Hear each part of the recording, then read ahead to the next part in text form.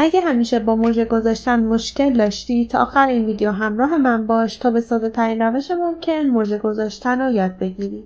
به پشت پلکم کانسیلر میزنم تا پلکم یک دست بشه و برای اینکه سایم پیگمنتی تر بشه از پودر فیکس استفاده نمی کنم. به کل پلکم سایه گلبهی میزنم و با بلندینگ براش هم بلندش میکنم.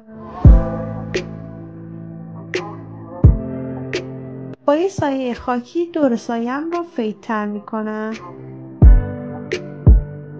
و با یه سایه قهوه‌ای خط چشم محو میکشم.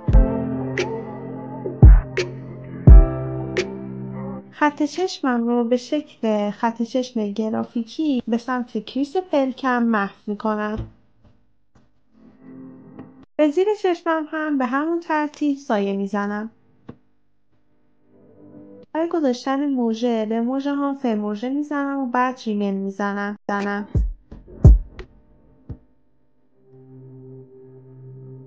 از موژه البا استفاده میکنم. سر موژه رو میبرم و اگه موژه برام بلند باشه از آخر موژه رو کوتاهش میکنم. یه مقداری که نه خیلی کم باشه نه خیلی زیاد چسب میزنم و چند ثانیه صبر میکنم. آینه رو میگیرم پایین صورتم تا دید بهتری داشته باشم و بتونم موژه رو کامل بچسبونم به بن موژه. موژه رو میذارم وسط پلکم، گوشه داخلی رو میچسبونم، بعدش هم گوشه خارجی رو و بعد با موچین موژه رو فشار میدم تا کامل بچسبه رو موژه خودم. ممنون که تا آخر ویدیو همراه من بودین. دوستتون دارم. خدا نگهدار.